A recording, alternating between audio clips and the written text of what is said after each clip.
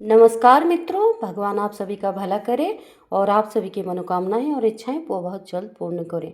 आज के इस वीडियो के माध्यम से आप हाथ की रेखाएं देखना सीखेंगे, जैसे कि लाइफ लाइन जिसको कहते हैं जीवन रेखा।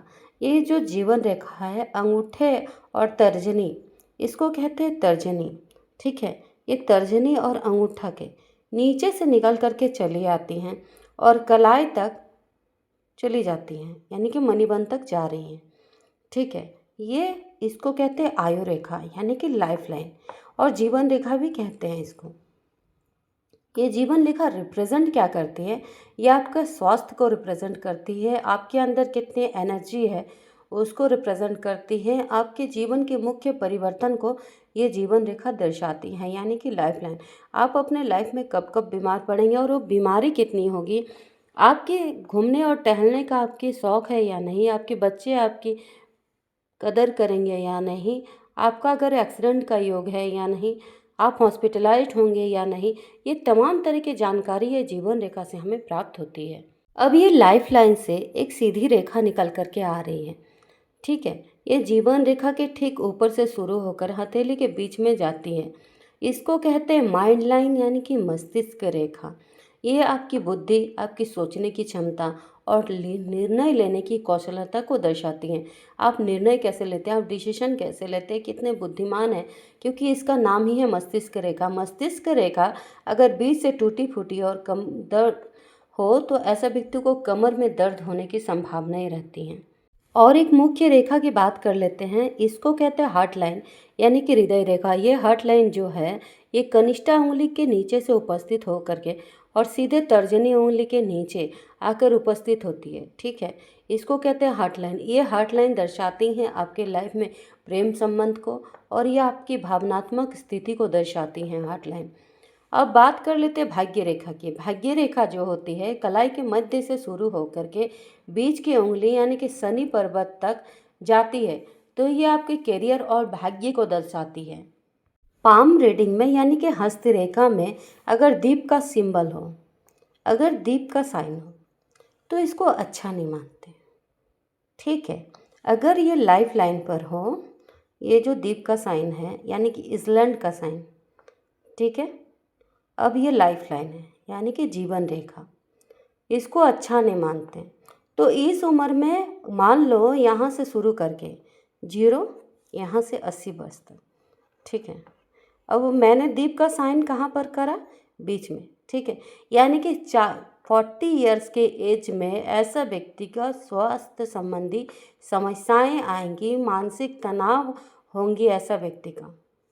ठीक है, अब इसमें हेल्थ इशू कुछ भी हो सकते हो, डीपली एनालिसिस करके पता करा जाता है। अगर आप लोग मेरे से पर्सनल पाम रीडिंग कराना चाहते हैं तो मैं नंबर दे दूँगी, आप लोग संपर्क कीजिएगा। अब ये अगर दीप का साइन हार्ट लाइन पर यानी कि हृदय रेखा पर, इसको कहते हैं हार्ट लाइन।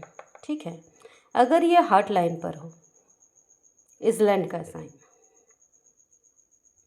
तो ऐसा व्यक्ति का भावनात्मक घातक होती है, आघात होती है, और इनको हार्ट अटैक आने की संभावनाएं होती हैं, और प्यार में सफलता नहीं पाते हैं ऐसा व्यक्ति। प्यार तो एक तरफा हो जाती है इनका। शुरुआत में तो लव लाइफ बड़ा ही अच्छा रहेगा, लेकिन बाद में पता चलेगा कि ऐसा व्यक्ति का लव लाइफ जो है वो डिस्टर्ब हो चुकी है और दोनों पार्टनर अलग हो चुके, पृथक हो चुके हैं।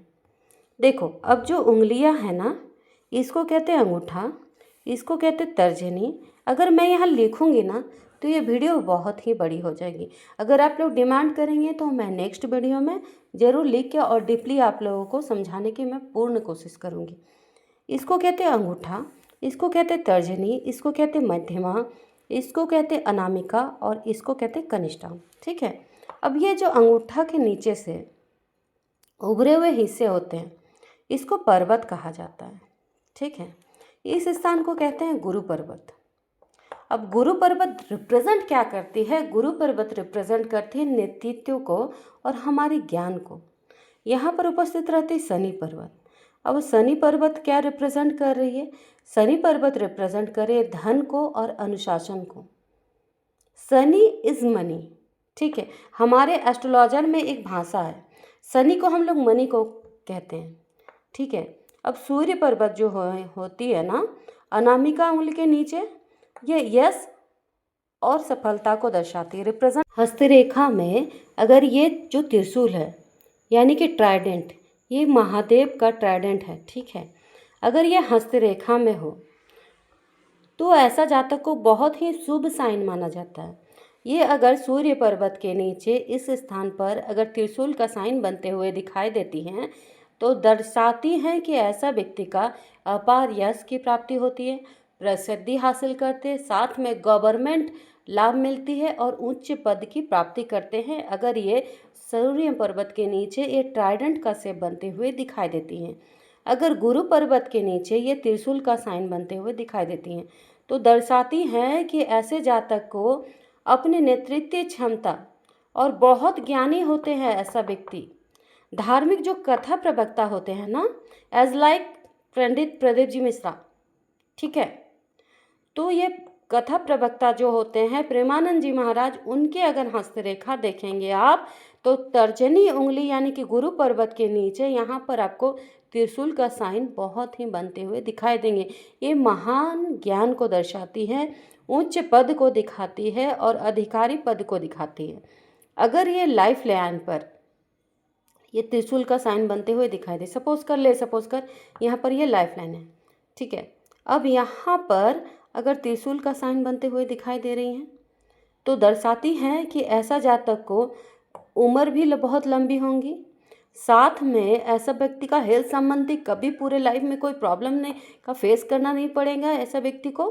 और ऐसे व्यक्ति के अंदर एक अजीब सा ऊर्जा, पॉजिटिव एनर्जी आती है, इसका यूनिवर्स देते हैं, ये महादेव देते हैं, क्योंकि ये साइन भी महादेव का ही है। अगर ये फेस का साइन, ये भाग्य रेखा जो मणिबंध से निकल करके चली आ रही है और शनि पर्वत की ओर जा रही है, अगर ये भाग्य रेखा पर हो फेस का साइन, फेस यानी कि हस्तरेखा में पूंछ नीचे और मूंछ ऊपर, तो ऐसा व्यक्ति को दर्शाती हैं कि 30+ के बाद यानी कि 35 से 40 वर्ष के आयु के बाद अत्यधिक मात्रा में धनी होते हैं, प्रतिष्ठित व्यक्ति होते हैं, समाज में इनका अलग से नाम लिया जाता है, मान सम्मान रिस्पेक्ट को रिप्रेजेंट करती ही है फेस का साइन। ऐसे लोग को बहुत दानी और परोपकारी होते हैं जिनके हस्तरेखा में भाग्य रेखा पर यह फेस का साइन बनते हुए दिखाई देती हैं। अगर किसी व्यक्ति के हथेली के बीच में या किसी पर्वत के नीचे ये कमल का निशान बनते हुए दिखाई दे यानी कि पंखुड़ी का निशान बनते हुए दिखाई देती हैं तो दर्शाती हैं कि ऐसे जातक बहुत बुद्धिमान होते हैं, बहुत अधिक मात्रा में ब्रिलियंट होते हैं, शांत स्वभाव वाले होते हैं और समाज में ऐसा व्यक्ति का उच्च स्थान की प्राप्ति होती है जिनके भी हस्तरेखा पर कमल का निशान बनते हुए दिखाई देती है। 90% केसेस में कमल का निशान बनते हुए नहीं दिखाई देते, बहुत खास लोगों की हथेली पर ये कमल का साइन बनते हुए दिखाई देती हैं। जानकारी अगर अच्छे लगे तो ज़रूर से सब्सक्राइब कीजिएगा मेरे चैनल को। आप सभी को दिल से धन्यवाद मेरे वीडियो को अंत तक देखने के लिए।